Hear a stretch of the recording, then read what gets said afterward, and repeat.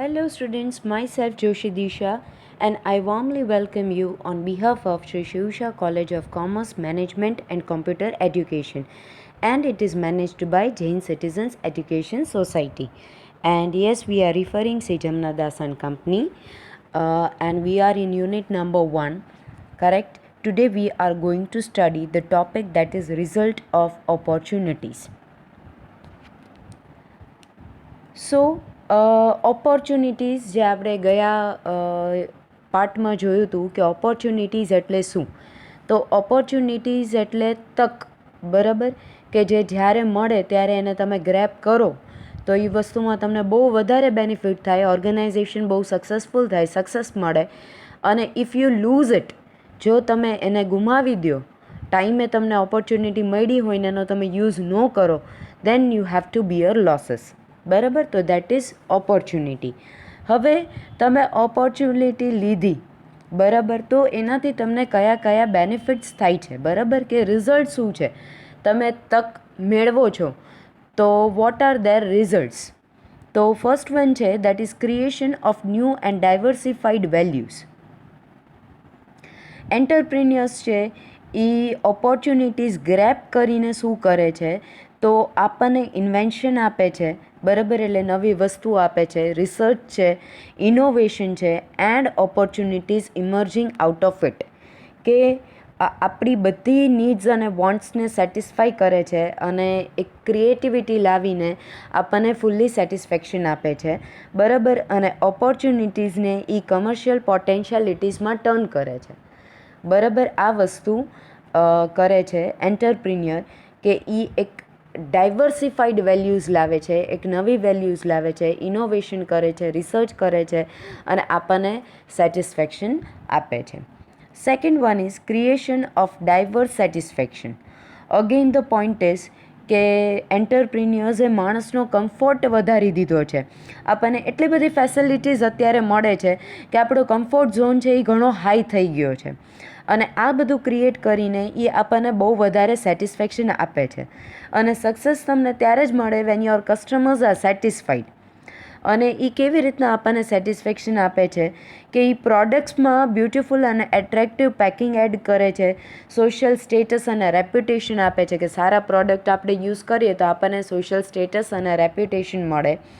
પછી requirement related to feelings etcetera, બરાબર, કે જે આપણને જે આપણા ઇમોશન્સ હોય, ઘણી બધી પ્રોડક્ટ્સ સાથે આપણા ઇમોશન્સ હોય, તો એ આપણા ઇમોશન્સ છે એ એન્ટરપ્રિન્યોર ફૂલફિલ કરે છે. તો બાય ધીસ કે in fact the result of emergence of opportunities and transforming them commercially, કે એ ઓપોર્ચ્યુનિટીઝ ગ્રેપ કરે છે અને એને ટ્રાન્સફોર્મ કરે છે કમર્શિયલી, કે એનું પ્રોડક્ટ બનાવે છે અને એ આપણને અલ્ટિમેટલી સેટિસ્ફેક્શન આપે છે. Third point is appreciation by change in factor form. તો ઇકોનોમિક ફેક્ટર્સને એ એપ્રિશિએટ કરે છે, દેટ ઇઝ કે ફોર એક્ઝામ્પલ આયર્ન ઓરને મશીનમાં કન્વર્ટ કરે છે, ફર્નિચરને વુડમાં કન્વર્ટ કરે છે, ક્લોથને કોટનને ક્લોથમાં કન્વર્ટ કરે છે, બરાબર. તો આવી રીતના ટ્રાન્સફોર્મેશન લાવીને એ હ્યુમન વોન્ટ્સને સેટિસ્ફેક્શન આપે છે. Then fourth point is large automatic production system and possibilities of global market. So entrepreneurs have made the best products consumer at a reasonable price by identifying opportunity and its globalization at global level. સારામાં સારા products આપણને reasonable પ્રાઇસે આપવાની બહુ try થઈ છે અને globalisation બી લાવવાની try કરી છે. In fact, this condition of opportunities have made various products produced at any place in the world made available for the use of consumer. કે તમે ઘણા પ્રોડક્ટ્સ એવા છે કે જે ગ્લોબલી તમને એની ટાઈમ અવેલેબલ થતા હોય, તો that is very good point for the entrepreneur, for an entrepreneur as well as for the country. So standard of life and well-being of people has improved a lot. તો આ બધી વસ્તુના કારણે આપણું standard of living છે અને આપણી wellbeing છે એ ઘણી વધારે ઇમ્પ્રૂવ થઈ છે. અને આ એન્ટરપ્રિન્યોરના કારણે જ થઈ છે, because A time to time એને ઓપોર્ચ્યુનિટીઝ મળે છે, તો એ ઓપોર્ચ્યુનિટીઝને એ ગ્રેપ કરે છે અને એનો યુઝ કરે છે અને વ્યવસ્થિત રીતના ઇમ્પ્લિમેન્ટ કરે છે અને આ બધી વસ્તુ એ આપણને પ્રોવાઈડ કરે છે. તો that is result of opportunities. Now we are taking another point, that is method of identifying opportunity for enterprise. તમે કોઈ તકને ક્યારે ઓળખી શકો, રાઈટ? તો એની મેથડ્સ શું છે કે તમે તક છે, બરાબર, ઓપોર્ચ્યુનિટી વાત થાય છે, પણ ઓપોર્ચ્યુનિટી તમે કેવી રીતના ઓળખી શકો, તો એના માટેની મેથડ શું છે, શું કરવું પડે, રાઈટ? એ આપેલું છે. So when any entrepreneur thinks about establishing an enterprise, the work of decision making becomes difficult and confusing from the very beginning. It becomes necessary to check whether the decision which is going to be taken is proper or not. કે જ્યારથી તમે એવું વિચારો કે ભાઈ મારે enterprise ખોલવી છે, ત્યારથી ઘણી બધી ડિફિકલ્ટીઝ ફેસ કરવાની આવે છે, ઘણા બધા ડિસિઝન્સ લેવાના હોય અને એ ડિસિઝન્સ ખોટા લઈ લ્યો તો આપણને ખબર જ છે કે રિઝલ્ટ શું આપણને મળે, રાઈટ? તો પહેલેથી એને ઘણા બધા પ્રોબ્લેમ્સ છે એ ફેસ કરવા પડે છે. તો પહેલું છે, what type of enterprise should be established, how to get opportunity for it. પહેલાં તો કઈ ટાઈપની એન્ટરપ્રાઇઝ ચાલુ કરવી, બરાબર, એસ્ટાબ્લિશ કરવી, એ જ મોટો ક્વેશ્ચન છે, રાઈટ? અને કેવી રીતના ઓપોર્ચ્યુનિટી ડેવલપ કરવી. બીજી વસ્તુ છે, is that enterprise suitable to him, will he succeed or fail in it. પછી વિચાર આવ્યો કે હા, આ ટાઈપની એન્ટરપ્રાઇઝ ખોલાય, તો એ આપણે હવે વિચારવાનું છે કે એ મારા માટે બરાબર છે કે નહીં, મને સક્સેસ મળશે કે ફેલિયર મળશે, એમાં એ વિચારવાનું છે. પછી છે, what type of information will be need for the enterprise which he is going to set up, અને from whom information is going to be taken. કે એ જે એન્ટરપ્રાઇઝ ખોલવાની છે એના રિલેટેડ ઇન્ફોર્મેશન, બરાબર. હવે ઇન્ફોર્મેશનના બેઝ ઉપર આપણે ઘણી બધી વસ્તુ નક્કી કરતા હોય, તો મેક શ્યોર કે જે ઇન્ફોર્મેશન આપણને મળે છે એ ટુ ધ પોઈન્ટ અને પરફેક્ટ જ મળે, રાઈટ? તો એ કે હવે નક્કી કર્યું કે આ એન્ટરપ્રાઇઝ હું બનાવીશ, તો હવે એની ઇન્ફોર્મેશન આપણે ક્યાંથી મેળવશું, that is another important point or a problem which is faced by entrepreneur. પછી how to take final decision regarding choice, which is the basic matter for it. અને હવે ફાઇનલી સિલેક્શન, કે ઓકે ઉપરની બધી વસ્તુમાં યસ યસ યસ આવ્યું કે આપણને ઓકે આ મળી જશે, ઓલું મળી જશે, તો પછી ફાઇનલ સિલેક્શન, રાઈટ, કે આપણે આ ટાઈપની એન્ટરપ્રાઇઝ બનાવશું અને બેઝિક મેટર્સ એના છે એ આપણે પછી નક્કી કરવાના રહે છે. ઘણીવાર એન્ટરપ્રિન્યોર્સથી મિસ્ટેક એ થઈ જતી હોય છે, તો હવે એ કઈ ટાઈપની મિસ્ટેક્સ છે? તો number 1, selection of enterprise is just based on is likes and dislikes and proper thought is not given to return. મારા લાઇક્સ અને ડિસલાઇક પ્રમાણે ક્યારેય મારે એન્ટરપ્રાઇઝ ન બનાવાય.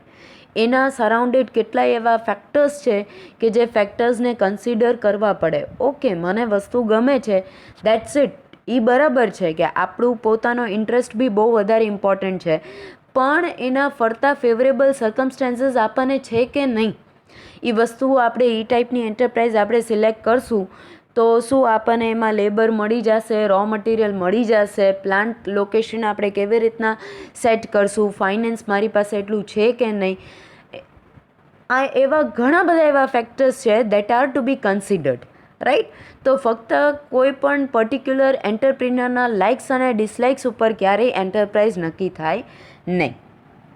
બીજી વસ્તુ છે, selection of enterprise has been done on the basis of others, that is friends or relatives suggestions, but practicality of suggestion has not been tested.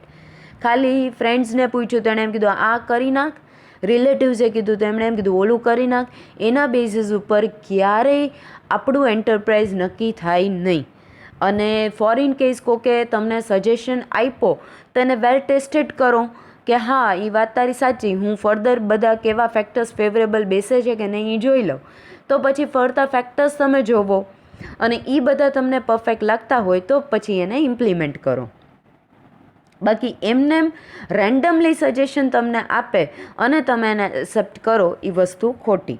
Third one is enterprise has been selected because financial factors, raw material and training labor is easily available but thought has not been given to the market for the thing to be produced.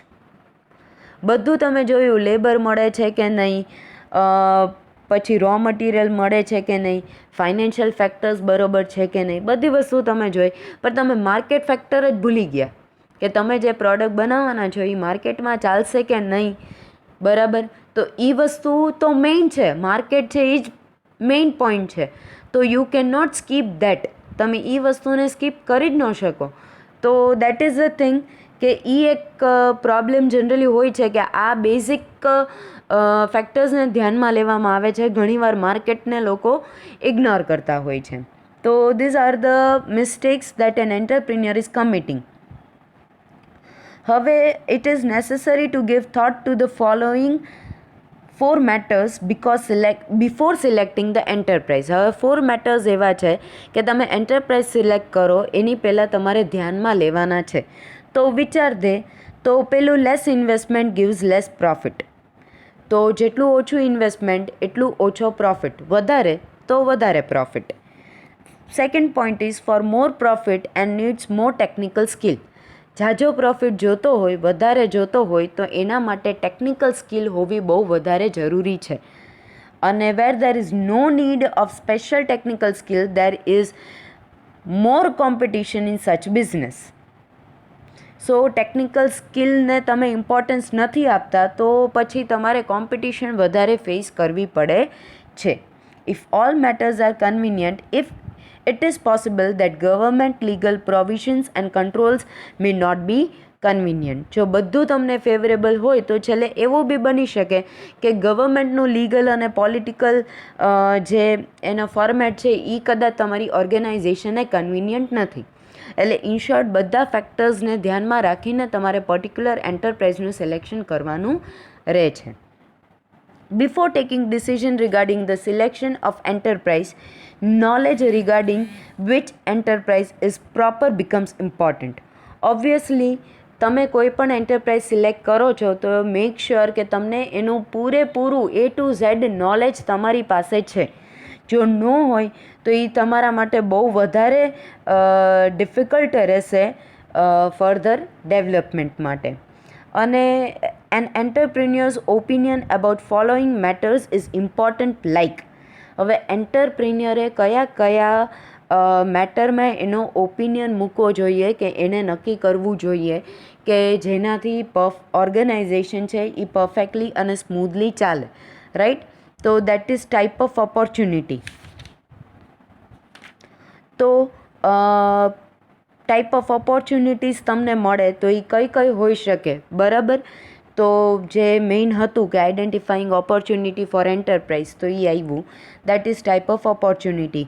તો કોઈ thing છે એ produce કરવી છે કે services provide કરવી છે, કોઈ વસ્તુ એને વેચવું છે કે પછી getting money by having work from others, કે બીજા પાસેથી કામ કઢાવીને રૂપિયા બનાવવા છે કે ફક્ત સેલિંગ કરવું છે, right. This all are different types of opportunities.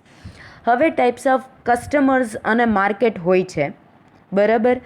તો according to level of income અલગ અલગ કસ્ટમર હોય. જેની હાઈ ઇન્કમ હોય એનું પરચેઝિંગ પાવર અલગ હોય, મીડિયમવાળાનું અલગ હોય, વેરી લો વાળાનું અલગ હોય અને વેરી લો વાળાનું અલગ હોય.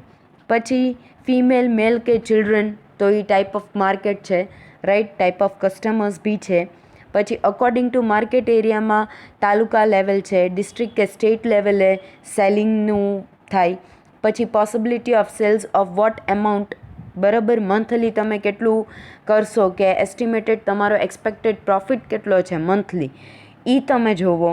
દેન purchase of government or other institutes, purchase of businessman and vendors, બરાબર. કે ગવર્મેન્ટ કે બીજા ઇન્સ્ટિટ્યૂટ્સ પાસેથી પરચેઝિંગ થાય છે કે પછી બિઝનેસમેન કે વેન્ડર્સ પાસેથી થાય છે, બરાબર. તો આ ટાઈપ્સ ઓફ કસ્ટમર્સ કે માર્કેટ કહેવાય. Third is selection for plant location. તો પોતાના ઘરમાં રાખવું છે કોઈ ઘર ભાડે રાખવું છે, સિટી કે વિલેજમાં રાખવું છે, કે તમારા સિટી કે વિલેજની બહાર રાખવું છે, પછી કોઈ બીજી જગ્યાએ જ રાખવું છે કે જ્યાં તમે પ્લાન્ટ કે શેડ બનાવીને તમે કન્ટિન્યુ કરો. બરાબર.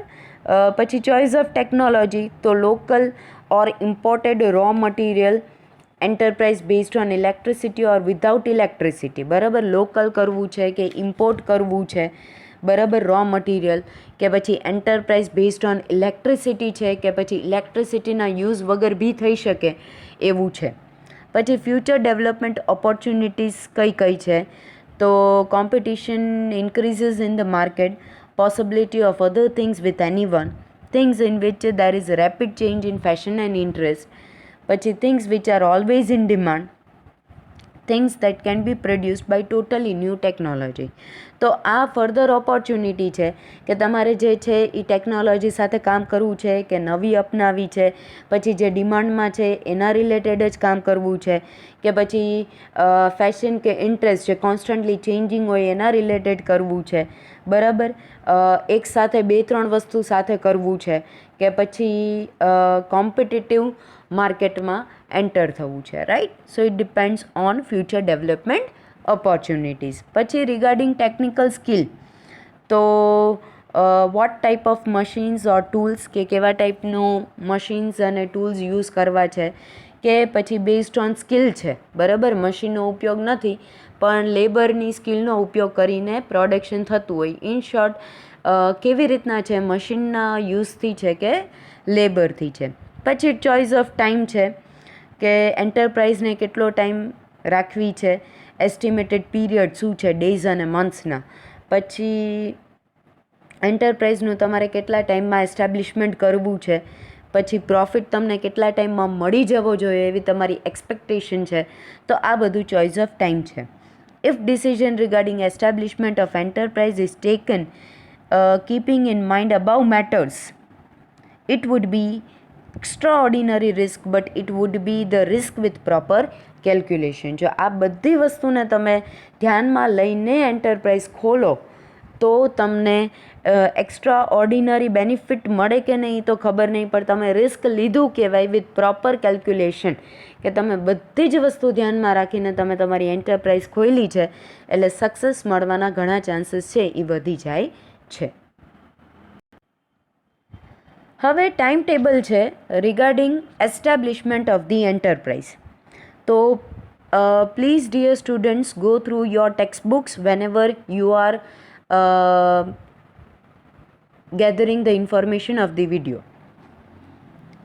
So any entrepreneur who wants to establish a new enterprise, he requires 20 months period for it. જ્યારે પણ કોઈને એન્ટરપ્રાઇઝ ખોલવી હોય તો એના માટે 20 મંથ્સની રિક્વાયરમેન્ટ છે. 20 મહિનામાં તમે કમ્પ્લીટલી એન્ટરપ્રાઇઝ એસ્ટાબ્લિશ કરી શકો. બરાબર. હવે એના માટેનું ફર્ધર તમને ટાઈમ ટેબલ આપ્યું છે. ઇટ ઇઝ સો સિમ્પલ, કયા મંથે કઈ વસ્તુ કરવાની હોય એવું જ છે, અને ફર્ધર આ આપણા સિલેબસમાં બી નથી. તો જસ્ટ ઓવરવ્યૂ લઈ લેજો કે કઈ એક્ટિવિટી કયા ટાઈમે કરવાની છે. બરાબર. It is very simple, just normally એનું લખેલું જ છે કે આ વસ્તુ આટલાથી આટલા મંથ્સ વચ્ચે કરવાની હોય છે. Now we are moving on towards the topic that is forms of business enterprise.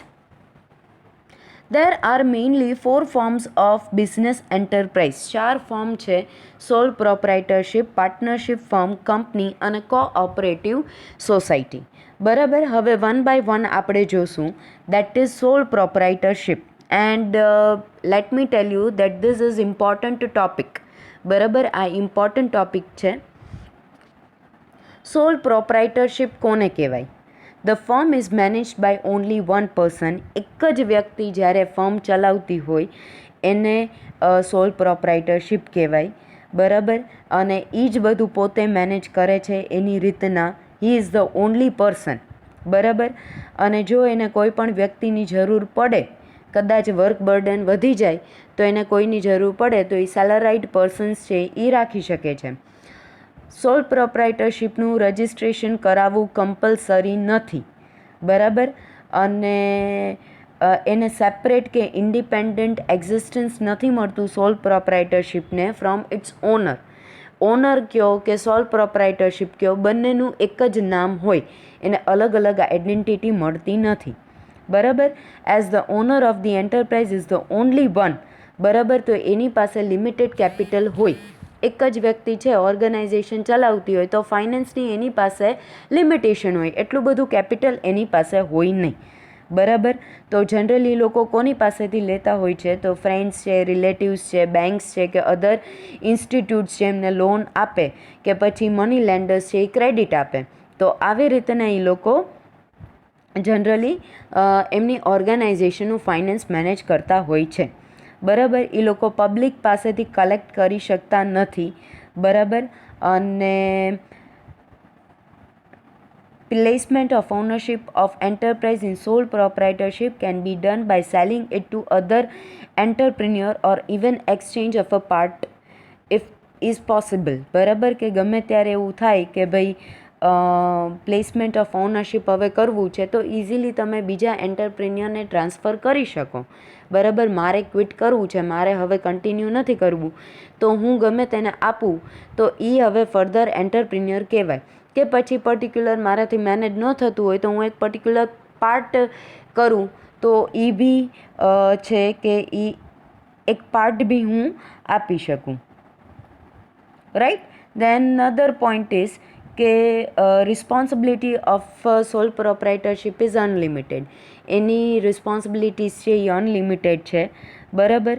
અને life of sole proprietorship is comparatively short. બરાબર. Because the firm exist only till the owner entrepreneur wishes. કોઈ particular sole proprietorship છે એની life short છે. બરાબર. કારણ કે જ્યાં સુધી ઓનરને કન્ટિન્યુ કરવું હોય ત્યાં જ સુધી કન્ટિન્યુ રહે, પછી ફર્ધર એ વસ્તુ છે એ બંધ થઈ જાય. અને એકવાર જો સોલ પ્રોપ્રાઇટરશિપમાં વિષય એવી થાય કે ભાઈ બંધ કરી દેવું છે તો કોઈ પણ લીગલ પ્રોસિજર વગર તમે સોલ પ્રોપ્રાઇટરશિપ છે એ ક્લોઝ કરી શકો. બરાબર. અને જો તમે ડેપ્સ છે કે બેડ ડેપ્સ હોય કે ડેપ્સ છે આપણા દેણા છે એ તમે જો ટાઈમે ન ચૂકવી શકો, બરાબર, તો તમારી પ્રાઇવેટ એસેટ્સ છે એ જપ્ત કરી લેવામાં આવી શકે છે. બરાબર. તો that is if debts concerning enterprise establishment are not paid, private assets can be confiscated. બરાબર. હવે second point is that is partnership firm. તો in partnership firm generally 2 or more than 2 persons are included. 2 કે 2થી વધારે persons હોય. બરાબર. Ordinary એન્ટરપ્રાઇઝમાં maximum 20 હોય અને money lending એન્ટરપ્રાઇઝમાં મેક્સિમમ 10 મેમ્બર્સ છે એ ઇન્ક્લુડ કરવામાં આવે છે. All the partners are the owners. બરાબર. બધા જેટલા પાર્ટનર્સ છે એ બધા ઓનર્સ છે. બરાબર. અને અમુક પાર્ટનર્સ છે એ બધા પાર્ટનર્સ વતી કામ કરતા હોય છે. જરૂરી નથી કે જેટલા પાર્ટનર્સ હોય એ બધા આવીને કામ કરે, પણ અમુક છે એ બધા વતી જનરલી કામ કરતા હોય છે. Even in partnership firm registration is not compulsory. બરાબર. Under the law of 132 but voluntary. તમારે કરાવવું હોય તો તમે કરાવી શકો, પણ ફરજિયાત રજિસ્ટ્રેશન કરાવવું જરૂરી નથી. Of course registration firm get certain benefits. તમે રજિસ્ટ્રેશન કરાવો તો તમને ફાયદા ઘણા થાય. તમારી ફર્મને ઘણું બધું ફેવર મળી શકે છે. બરાબર. અને પાર્ટનરશિપ ફર્મ છે એને સેપરેટ લીગલ એક્ઝિસ્ટન્સ નથી મળતું ફ્રોમ ઇટ્સ પાર્ટનર્સ. એટલે પાર્ટનર અને પાર્ટનરશિપ ફર્મ, બરાબર, બંને એક જ કન્સિડર થાય છે. All partners can create N identity as a firm. As the number of owners in partnership firm is more than one, they can collect more capital factor. બરાબર. in comparison to sole proprietorship. Partners ઘણા બધા છે એટલે કેપિટલની capacity છે એ ઘણી બધી વધારે થઈ જાય.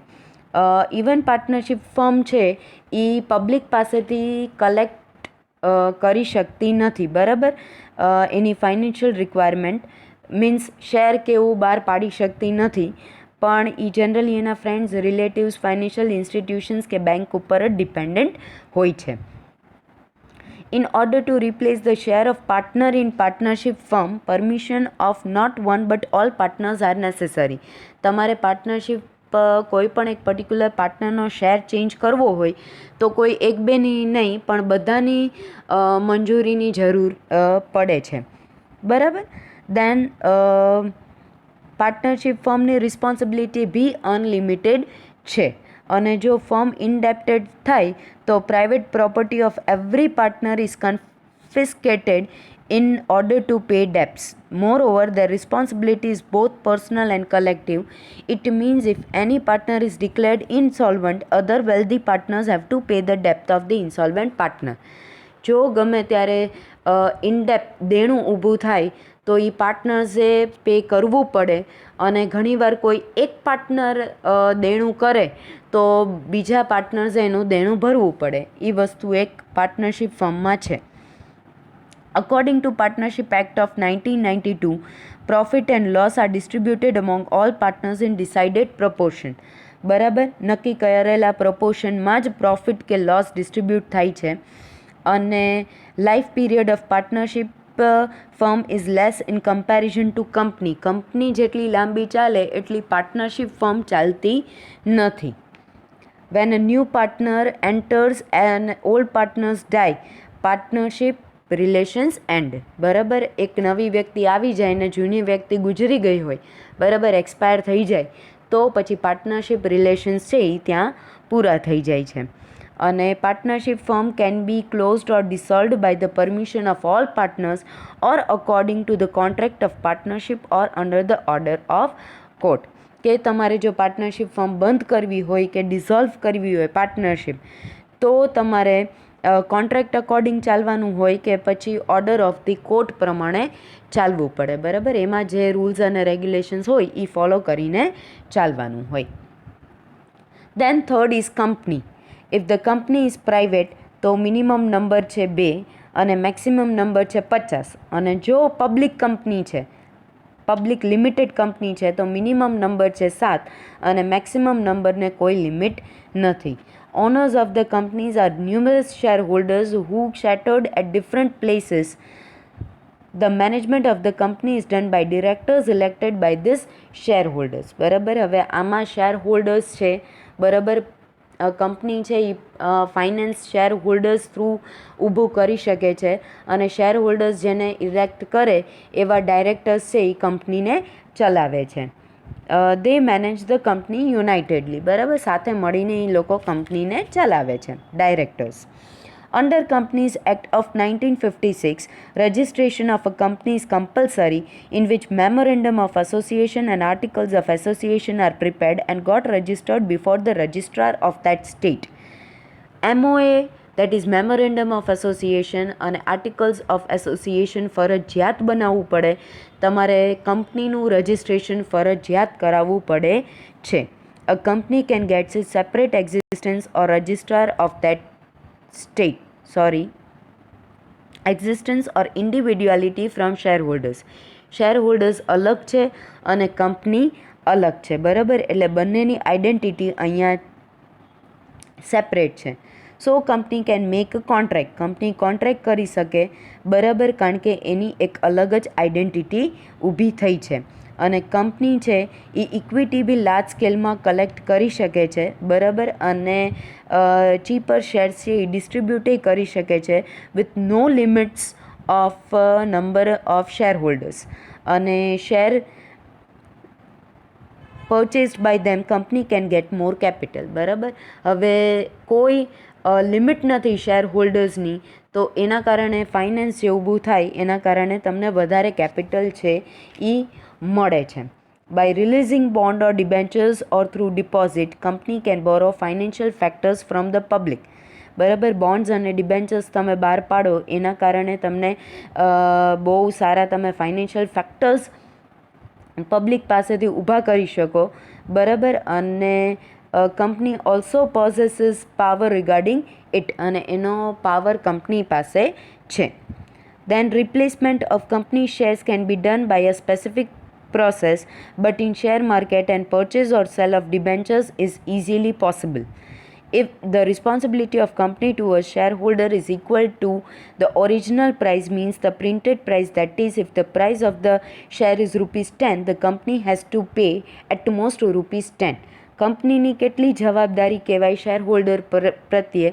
તો શેર હોલ્ડરે જો ₹10ની કિંમતે શેર લીધો હોય તો કંપનીની જવાબદારી ₹10 સુધીની છે, પછી નથી, બરાબર, પણ ₹10 સુધીની એની જવાબદારી કહેવાય, એના પછી ન કહેવાય. So there is no risk for the private asset of the company, એટલે કંપનીની પ્રાઇવેટ એસેટ ઉપર કોઈ રિસ્ક છે નહીં, એની પર્સનલ પ્રોપર્ટી ઉપર ક્યારેય હાર્મ થતું નથી. A certain part of the profit earned by the company is distributed among share holders as dividend and remaining profit is reinvested. Profit જે આપણને મળ્યું હોય એમાંથી જેટલા પોર્શન આપણે શેર હોલ્ડર્સને પે કરવાના હોય એ ડિવિડન્ડના રૂપમાં આપણે પે કરીએ છીએ, અને બાકી જે પ્રોફિટ વધે એ આપણે ફરીથી રીઇન્વેસ્ટ કરીએ છીએ, પ્લગિંગ બેક ઓફ પ્રોફિટ કરીએ છીએ આપણી ઓર્ગેનાઇઝેશનમાં. દેન બોર્ડ ઓફ ડિરેક્ટર્સ નક્કી કરે છે કે કેટલું ડિવિડન્ડ પે કરવું, બરાબર. As the form of company is abstract, its existence is permanent. કંપનીનું એક્ઝિસ્ટન્સ છે એ પરમનન્ટ છે. It means the existence or life of company is not obstructed by any bondage of time. ગમે એટલા time સુધી company છે એ ચાલી શકે છે. As the company comes into existence through legal process. એનું રીઝન છે કે લીગલ પ્રોસેસથી આગળ વધી છે, એને રેકગ્નિશન મળ્યું છે. એટલે જો તમારે એને એન્ડ લાવવો હોય તો તમારે લીગલ પ્રોવિઝનથી જ પ્રોસેસ કરીને એનો એન્ડ લાવવો પડે. So that was company. Now number 4 is cooperative society. તો કોઓપરેટિવ સોસાયટી એસ્ટાબ્લિશ થાય બાય મિનિમમ 10%, બરાબર, જે એક જ ફેમિલીને બિલોંગ ના કરતા હોવા જોઈએ, અને લિમિટ છે મેક્સિમમ નંબર ઓફ મેમ્બર્સની એ કોઈ ફિક્સ્ડ નથી કે ભાઈ આટલા મેમ્બર કે અનલિમિટેડ કે સો ઓન કે એવું કંઈ હજી ફિક્સ કર્યું નથી કોઓપરેટિવ સોસાયટીનું.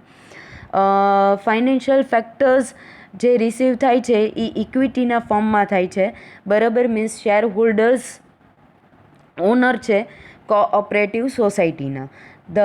અને મેનેજિંગ કમિટી છે ઇલેક્ટ કરવા આવે છે, મેમ્બર્સ છે એ એને ઇલેક્ટ કરે છે, એટલે એક મેનેજિંગ કમિટી બને છે અને એ મેનેજમેન્ટ કરે છે કોઓપરેટિવ સોસાયટીનું, બરાબર.